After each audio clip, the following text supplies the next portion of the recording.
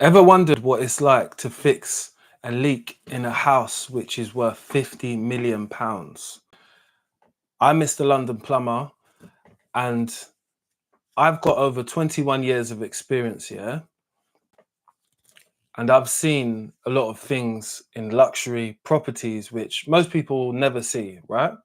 As a tradesperson, I've worked for Billionaires, which there is a lot of pressure and the sky high expectations, and there's no error for mistake.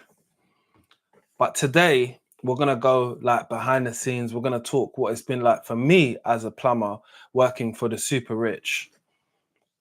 What it has been is been a lot of pressure.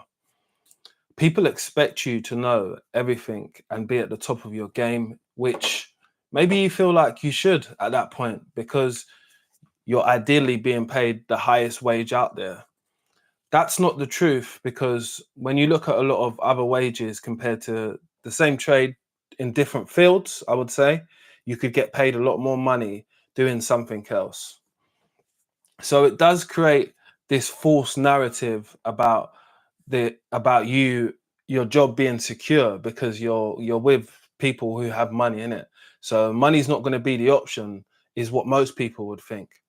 But you'll be surprised, because the reason how they got a lot of money is being tight, or actually watching where their money actually goes, and it's not spending frivolously on dumb shit, basically. Most properties come to a high level of spec, yeah? So everything what they've got is very high quality. I'll give you an example. We had to change a shower head which was a rain shower head. So it's a normal shower head, which has got one or two functions on it. And because the people that bought the property for 30 million pounds, they wanted a sports shower head. Because they needed it changed over before the person got there, yeah, the rate of changing it over or finding a plumber who could do it was £1,000 to just change a shower head, £1,000. And that was only 2 years ago. So you can only understand that people are going to charge more and more and more.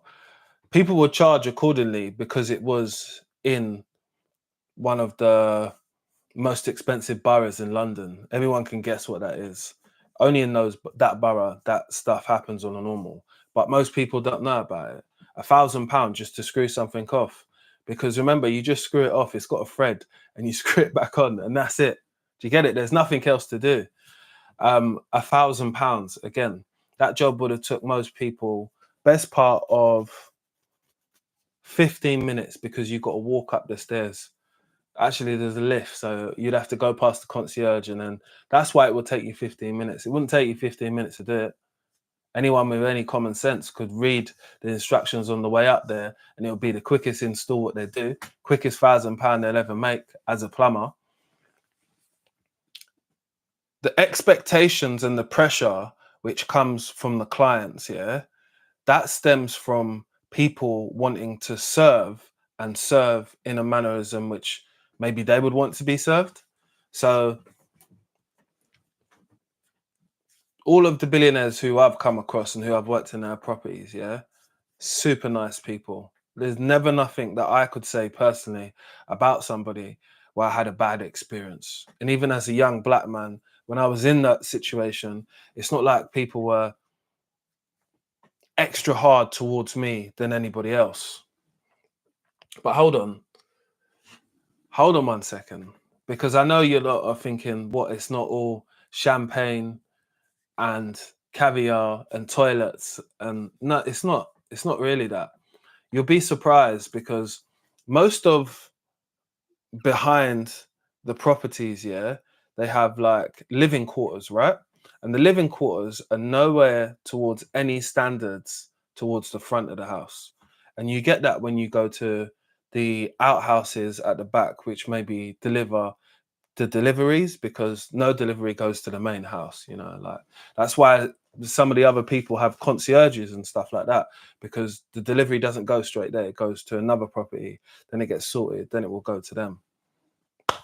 That's just how it goes. You know, there's no mailboxes. They don't want none of that type of stuff. So there's not no leaving your leaflet for your chicken shop or anything like that, because that's not what's in the area, and that's just not what's about as well. So what I would say is that it's not for everyone, because what I know myself is that those people rely on you heavily to do a lot of stuff, which some stuff you might think, oh, why am I doing this? Or you sure I should be doing this? And I had a few of those situations, even though I am a person who's quite confident in what I'm doing. And remember, when I'm working for these billionaires, yeah, I'm not working as the plumber. I'm working as the supervisor who's supervising a plumber and electrician. So I'm not the only person on site. Do you get what I mean? So let's understand the magnitude of the site. But delegation, when it comes to delegating out the jobs which we need to be done, you obviously prioritize for people who are actually in their properties, because you'll find most of these people only spend seasons in the properties, so they're only there for a period of time, and that period of time is not generally long.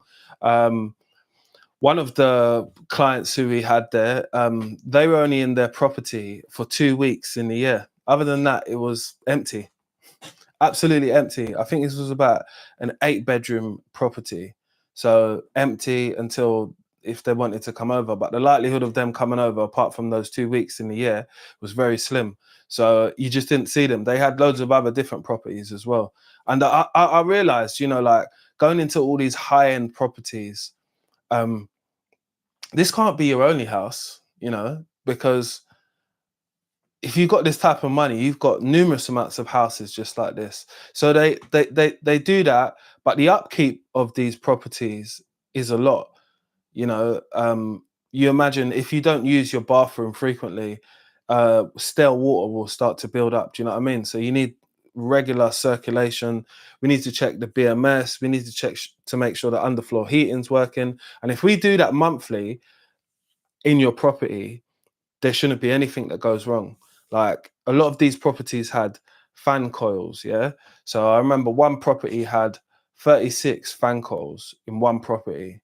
And if you know anything about maintenance, and we're talking about rooms and stuff like that, all of these things need to be maintained. So we need to take off the filters.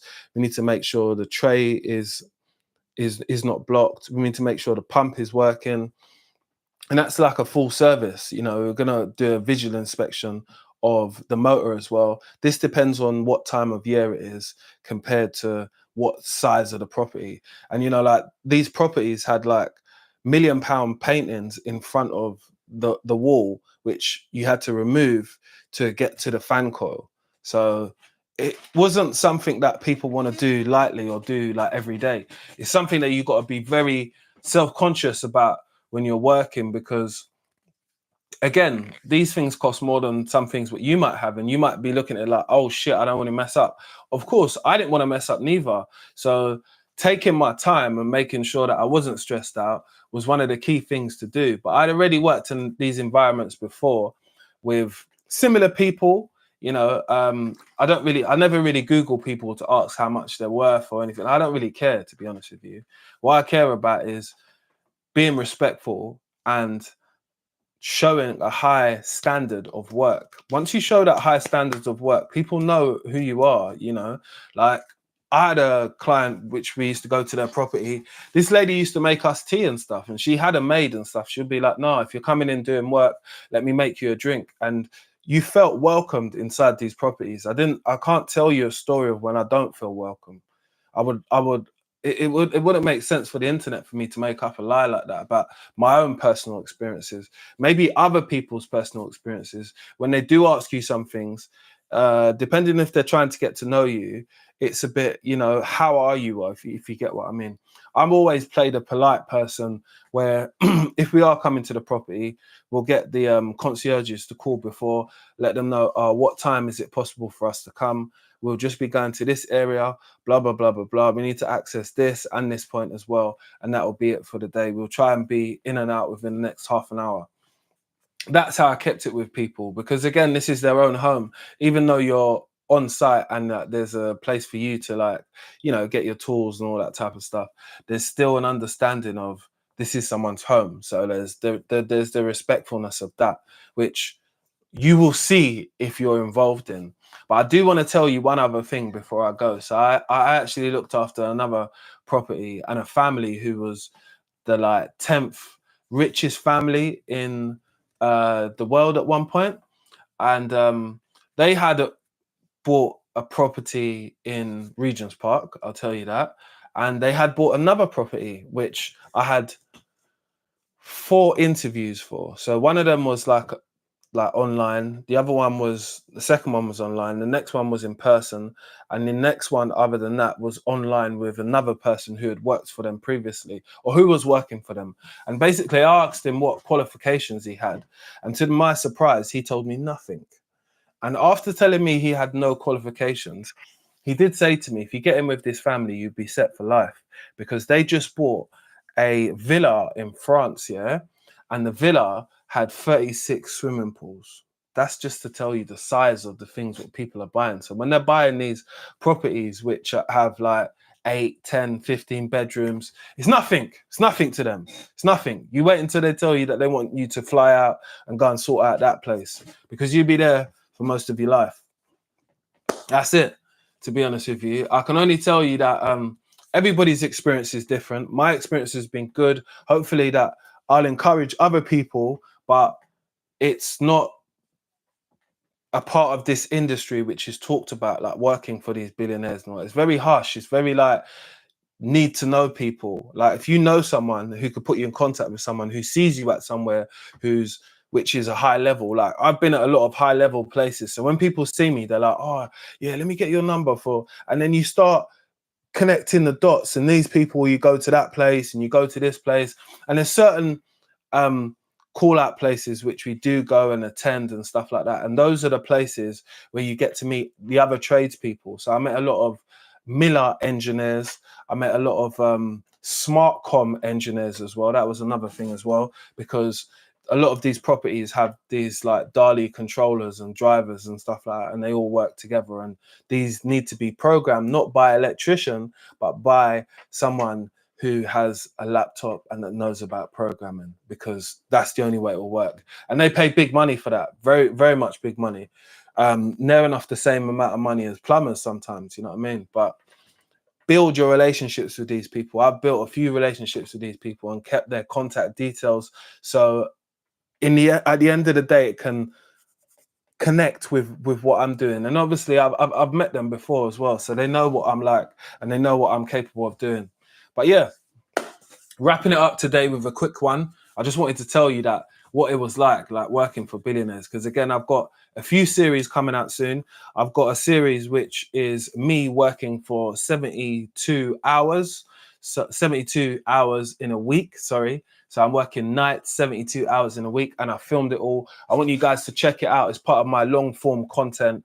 Make sure you like, share, and subscribe. And I'm dropping it on Sunday. Let's get it.